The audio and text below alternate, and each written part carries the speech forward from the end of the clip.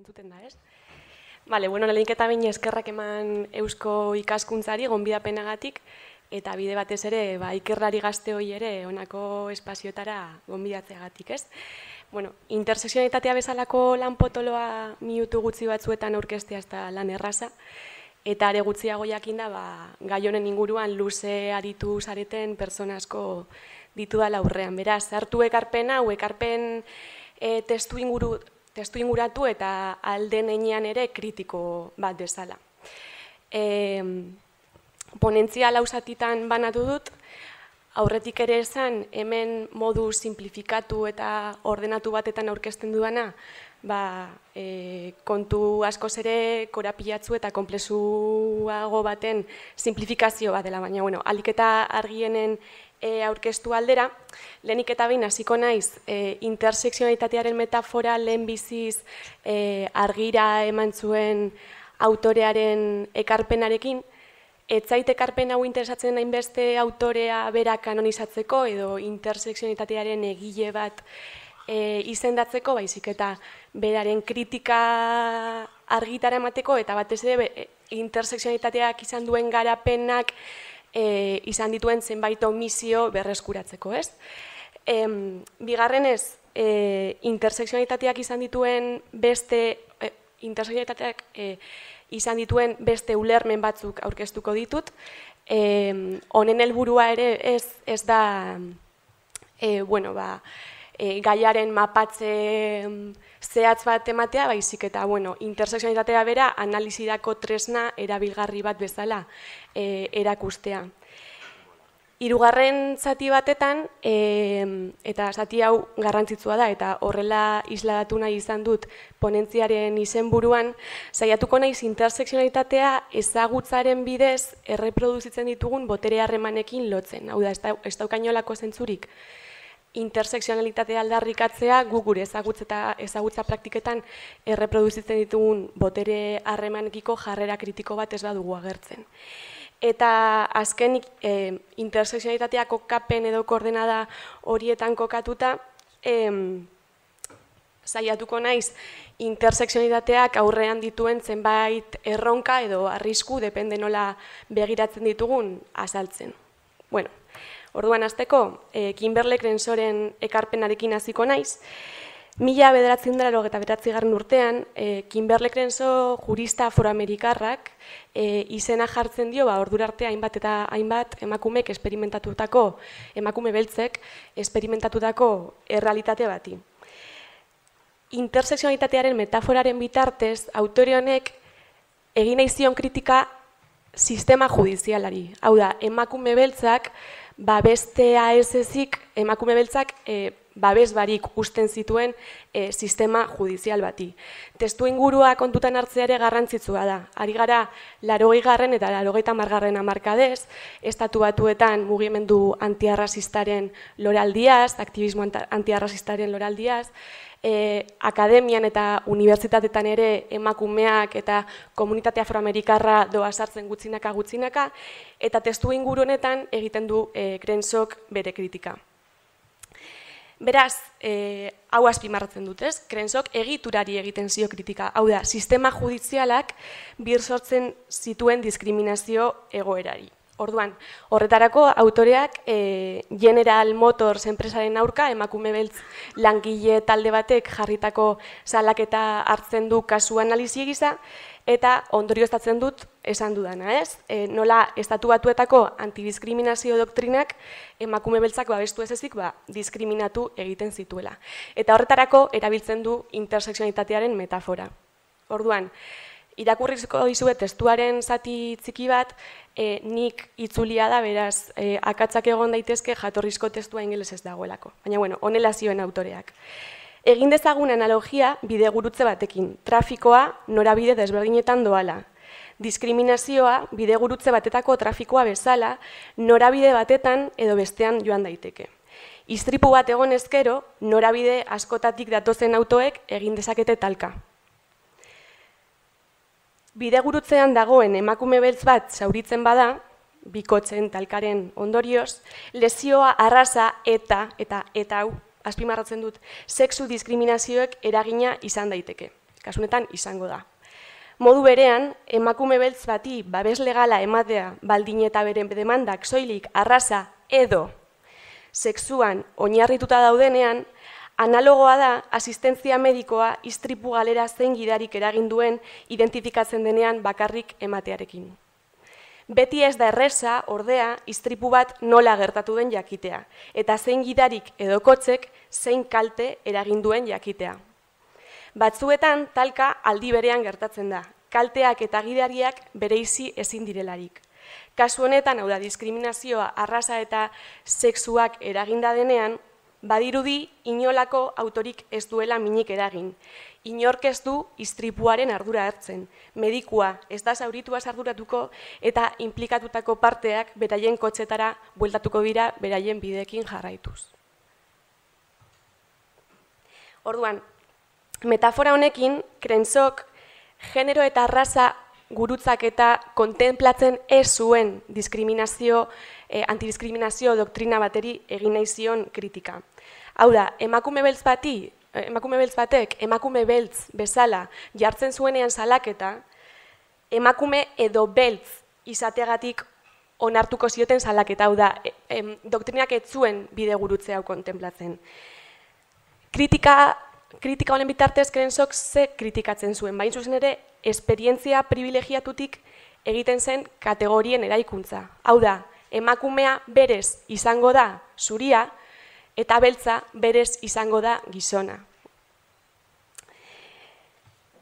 Orduan, Crensoren lehenengo ekarpen honi jarri biotarreta, ideia lau garrantzitsu azpimarratzeko, ez? Lehenik eta behin, kasu honetan, interseksionalitatea edo bidegurutzea ez dela ikusgarritasunaren lekua, baizik eta ikusezintasunaren lekua, hau da, bidegurutzea puntu itxu bat da. Behintzat, sistema juridikoaren ikuspuntutik. Bigarrenez, eta lehen esan dudan bezala ez, Crensok egiturari, hau da, sistema judizialari egiten zion kritika menderakuntza sistema gizara hartuz edo ulertuz, ez? Eta azkenik, eta kritikaren mamia ere, nolatan emakume eta arraza kategoriak modu unitarioan, hau da, diskriminazio egitura edo ardatz bat gaienduz, azterketa eta menderakuntza dinamikak sakontzen dituela.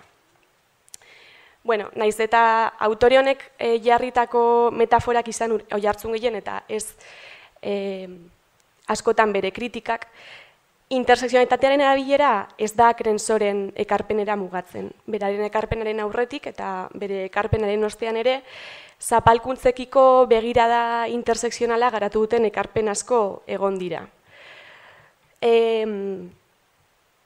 Orduan, ekarpen hauen bitartez, jarriko dut ageria, hori, interseksionalitatea bera analizirako tresna edo analizirako baino gehiago zapalkuntzak problematizatzeko edo zapalkuntzei aurre egiteko tresna erabilgarri bezala aurkeztu nahi dut. 1997 urtean, Bostoneko emakume beltz lesbianek osatutako Convaji River antolakundeak manifestu bat argitaratzen du. Manifestu honetan, manifestu hau idatzi zuten 3 aktivistek gurutzatutako opresio sistemak aipatzen dituzte, hain zuzen ere emakume beltz eta lesbianen bizi esperientzietan eragiten duten opresioen izaera estrukturala eta bereizi ezina azpimarratzeko. Orduan, manifestu honen zatitzu bat irakurriko dizuet, berriro ere nik itzulia. Gure postura politikoa opresio arrazial, sexual, heterosexual eta klase opresioaren aurkako konpromesu aktibo batetan oinarritzen da. Eta horregatik uste dugu, gure erronka, opresio sistema hauen elkarreraginean oinarrituko den analizi eta praktika integratu bat egitea dela. Opresio hauen sintesiak gure bizi baldintzak eratzen ditu. Emakume beltz bezala, feminismo beltz guztiok pairatzen ditugun aldibereko opresio multiplei aurre egin behar dien mugimendu politiko logikotzat hartzen dugu. Uste dugu, patriarkatuak eragindako politika sexualek, klase politikak eta arraza politikak bezainbesteko eragina dutela emakume beltzen bizitzetan. Zaila egiten zaigu horregatik, arraza klasetik eta opresio sexualetik bereiztea. Askotan, aldi berean, esperimentatzen baititugu. Badakigu opresio arrazial sexuala existitzen dela. Ez dela bakarrik arraziala, ez da sexuala ere ez. Gizon zuriek errepresio politiko gisa emakume beltzen aurka eragindako biolazioen historiak erakusten duen bezala. Orduan, fragmento txiki honetan zer azpimarratzen da. Generoa, klasea, arraza eta sexualitate hegemonikoak elkarri eragiten diotela, hau da, opresioak ezin direla bereizi eta aldi berean esperimentatzen direla, eta violentzia sexualaren adibideak erakusten duenez, arraza eta generoa bereizi ezinak direla, hau da, manifestu honetan kritikatzen dutena da emakume beltzen aurkako indarkeria sexuala gaientasuna arrazial bat aldarrikatzeko terrore mekanismo bat ere bazela, ez? Bueno, 1998 urtean, Crenshaw bere testua argitaratu baino urtebete lehenago beste soziologo afroamerikar bat, Deborah King, multiple jeopardy edo desberdintasun multiple delako nozioa proposatzen du. Bueno, testu ingurua garrantzitsua ere, ordurarte ikuspegi marxistetatik opresio bikoitzen eta hirukoitzen eztabaida ere oso eguneko asuntua zen, eta honen aurrean autore honek proposatzen du multiple nozio hori, bain zuzen ere, kategorien erlazionalitateak edo kategorien arteko harremanak efektu aditiboak baino, efektu biderkatzaileak zituela argitara emateko. Beranduago, 1990 urtean, Patricia Hill Collins, soziologo afroamerikarra berriro ere, dominazio matrizearen tresna proposatzen du. Orduan, matrizearekin autore honek botere harremanak antolatzen dituen molde edo patroi bateri egin nahi dio erreferentzia. Hau da, matrizea izango da, testu inguru bakoitzean, botere harremanak nolabait antolatzen dituen egituratzaile antzeko bat, ez? Gure kasurako testu inguru geografiko eta temporal jakin batetan, opresio eta privilegio botere harremanak alor desberdinetan nola antolatu eta erreproduzitzen diren kokapenen mapa izango da. Dominazio matrizea zergatik da garrantzitsua, o zergatik da erabilgarria, opresio intersekzionalak ulertu eta kokatzeko testu inguruaren zentralitatea azpimarratzen duelako. Hau da, matrizeak opresio egitura desberdinez zeharkatutako talde sozialek testu inguru zehatzetan okupatzen dituzten opresio eta privilegio harreman zehatzez hitz egingo digu. Orduan, matrizeak lagundu aldigu ulertzen adibidez, nola erresistentzia eta dominazioa testu inguru desberdinetan ere, era desberdinetan antolatzen direla, testu inguru partikular batean egitura edo kategoria batzuk beste batzuk baino gehiago edo beste batzuk baino gutxiago gailenduko direla, eta erresistentzia eta dominazioa ere askotan aldi berean esperimentatu daitezkela edo privilegio eta opresio harreman kontraesankorrak ere eragin ditzatekela. Zergatik azpimarratzen dut ekarpen hau? Botere harremanak intersekzionalak direla esatea, testu inguru aipatu barik ezer esatea delako, ez? Matrizeak azaltzen digu hain zuzen ere testu inguru bakoitzak eskutatzen duen konplexutasuna. Zapalkuntzak desberdin izango dira egituratuak Bilbon edo Frantziako herri txiki batetan adibidez, ez? Belztasuna edo zuritasuna ere ez dira berdin esperimentatuko testu inguru bakoitzean.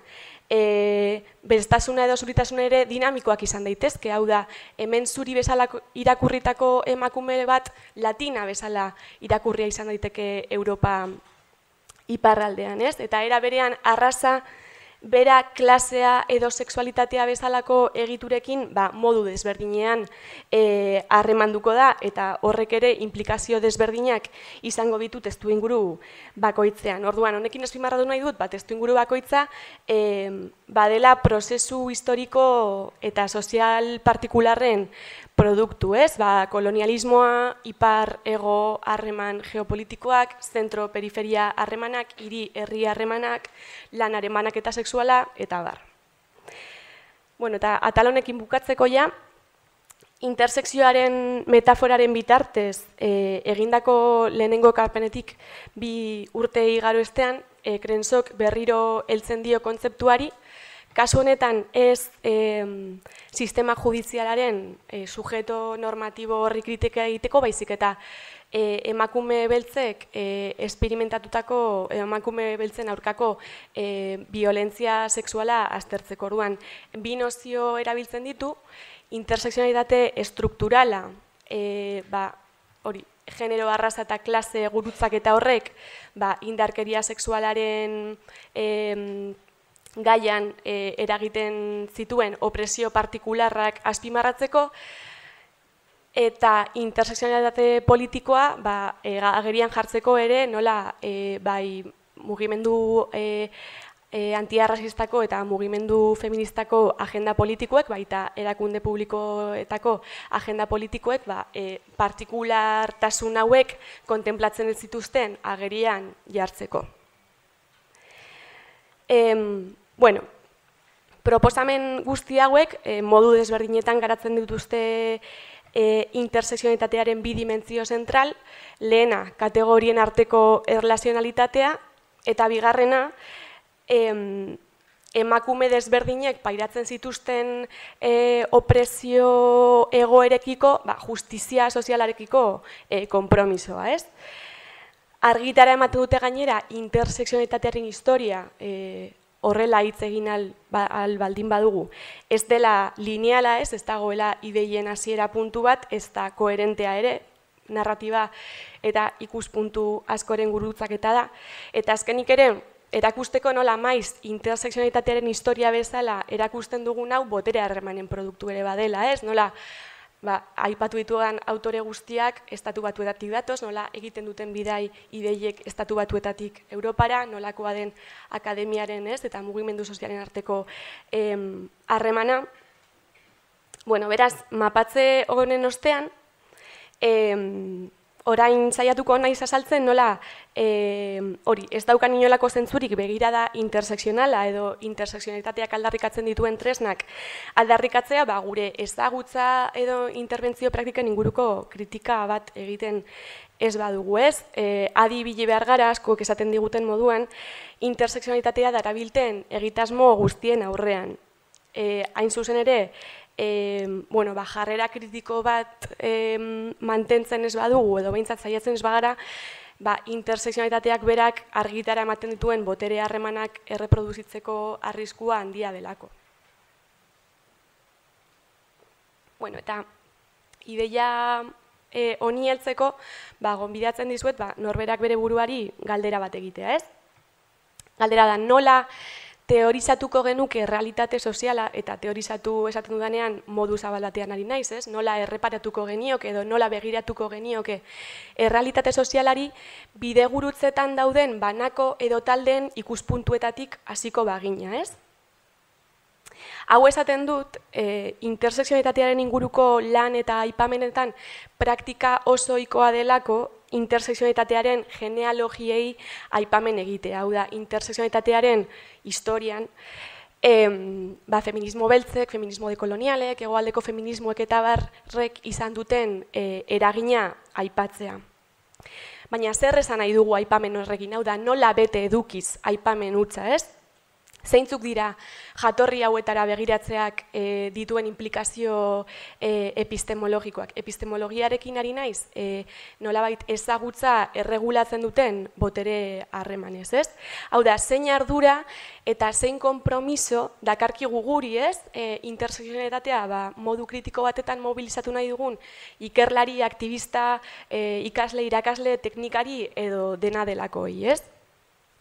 Bueno, hau azaltzeko adibide txiki bat jarriko dizuet. 1990 urtean, Patricia Hill Collins, lehen aipatu dut soziologo afroamerikarrau, pentsamendu feminista beltza lana argitaratzen du.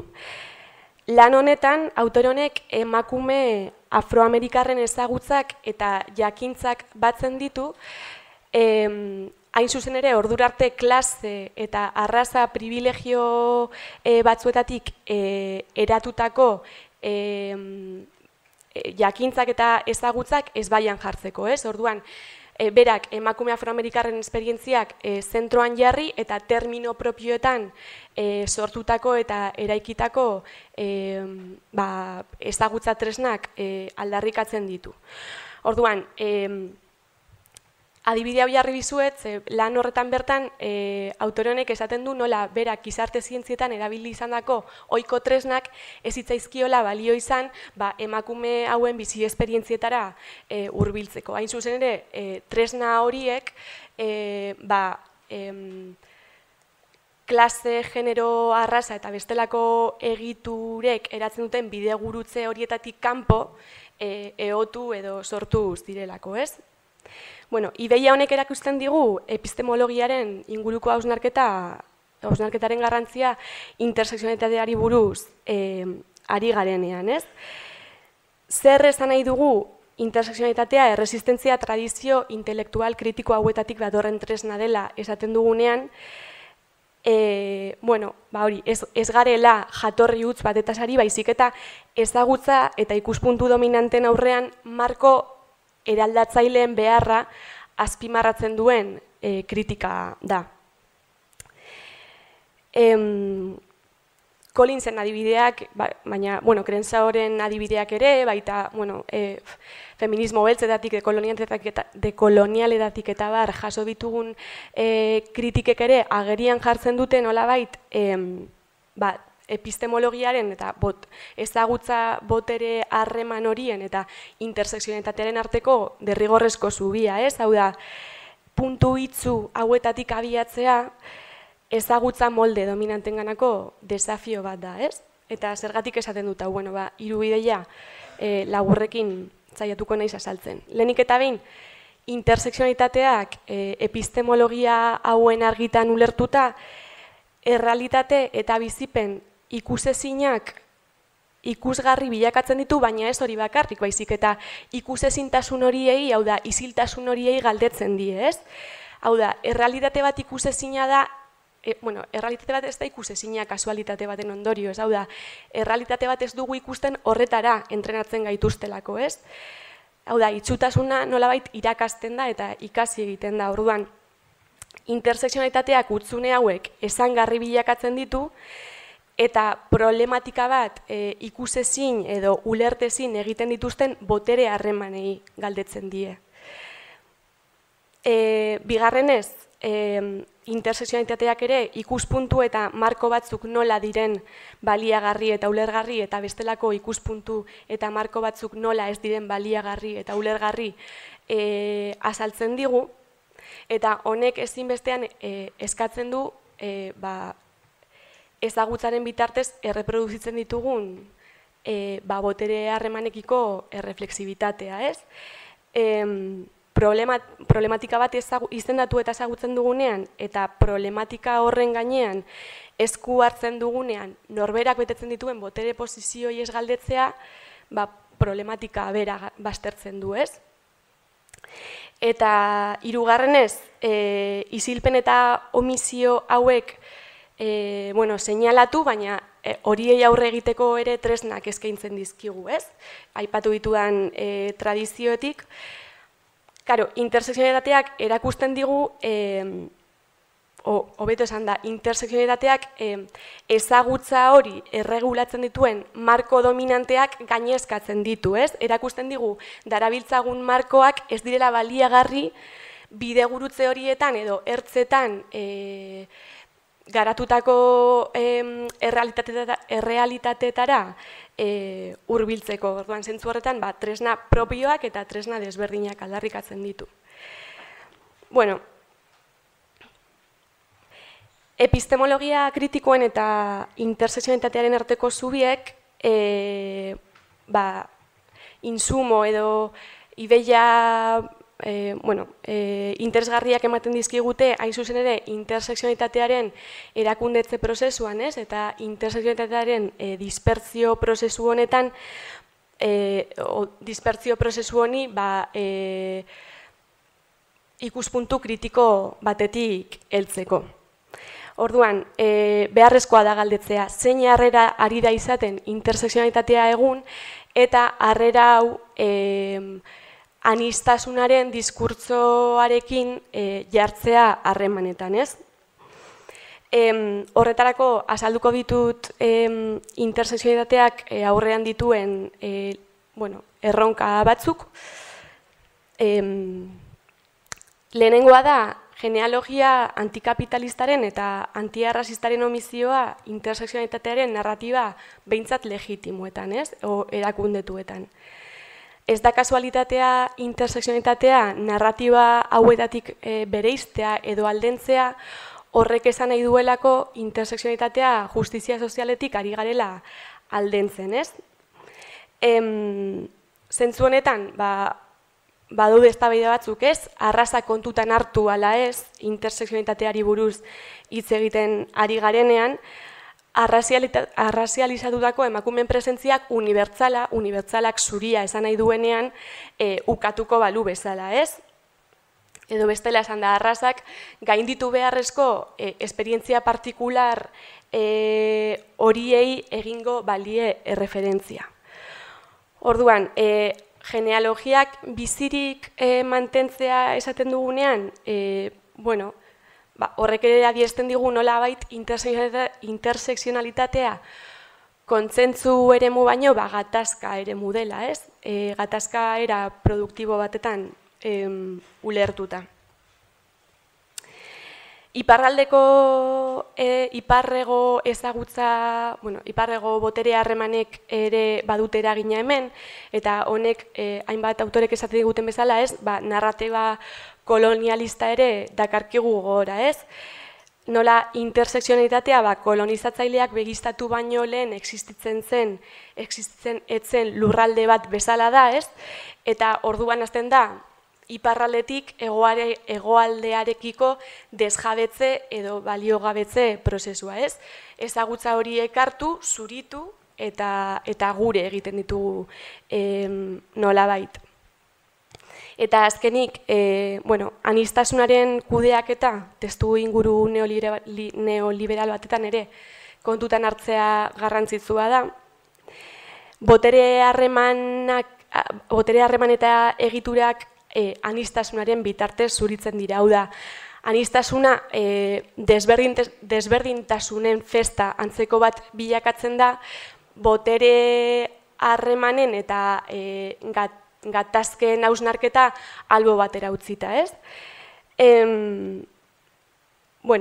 Orduan, ikusten da nola interseksionalitatearen erabilera batzuek erakusten dute nolatan berritasunaren diskurtsoaren testu ingurunetan itxura eguneratu gabea edo zaharkitua duten zenbait ideia glamurrez jantzi behar direla eta trukean praktika akritikoak edo zuritze praktikak erreproduzituz. Eta ja, bukatzen joateko ondorio bezala, oinarrian, sarrera honetan saiatu naiz azaltzen ez, nola interseksionalitatea, botere harremanak, era konplexuan ulertzera gonbidatzen gaituen proposamen bat dela, kategorien arteko erlazionalitatea azpimarratuz, eta marko teoriko eta tresna analitiko desberdinen bitartez. Tresna hauek ere modu kritiko eta testu inguratu batetan ulertu behar direla. Interseksionalitatea tradizio kritiko hauetatik datorrela esatea ez dela esaldi huts bat, baizik eta gure praktika, eguneroko praktiken bitartez nolabait esan naiz bete behar dugun errealitate bat. Eta, azkenik ere, interseksionalitatea ez dela kontzentzu edo dibertsitatearen antzeko festa bat, baizik eta gatazka eta batez ere autokritikarako espazio bat. Eta ja bukatzeko ezin dugu lertu interseksionalitatea botere harremanetatik kanpo ez, kapitalismotik kanpo, kolonialismotik kanpo, arrazismotik kanpo, patriarkatutik kanpo, orduan, bueno, lupa hori eskuan izatea garrantzitsua da, praktika kritiko eta erreflexiboetan sakondu nahi baldin badugu. Eta, bueno, ja, bukatzen dut, espero dut erabilgarria izana, eta besterik gabe, galderaren bat baldin badakazue,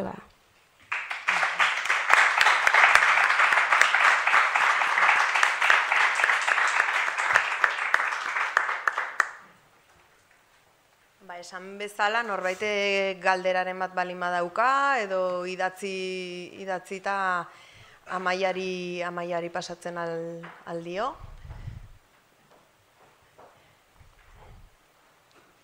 Bai, uste dut badagoela, bitartean, mila esker usue, nik uste dut oso argi gelditu dela nondik datorren gaur izpide dugun gaia. Neri bereziki interesgarria iruditu zait, komentatu duzunean, intersekzionalitatea gatazka eremu bat dela. Uste duzu prest gaudela momentu hauetan norberak bere autokritika egiteko, eta ze tresna gomendatuko zenuke zen eri Patricia Phil Collinsen eskema hori oso argigarria iruditu zait, bakoitzak bere burua agian hor bertan kokatzea? Bueno, gatazka ez da erreza, osea, ez. Bueno, nik nire lanetik hitz egiten dizuet, niri oso erabilgarriak zaizkit hori feminismo beltzetara jotzea. Hau da, feminismo beltzek nire arraza privilegioi zer esan behar dieten ulertzea, ez? Bai, hor, Patricia Hill Collinsen irakurketak ere gomendatu aldizkizuet, feminismo dekolonialek ere badaukate hor literatura oso interesgarria. Galdera bat egiten digute, aldaketak egiteko haustura beharrezkoa da, progresiboa izan liteke? Bueno, revolución o reforma? Hori da, betiko eztabaida.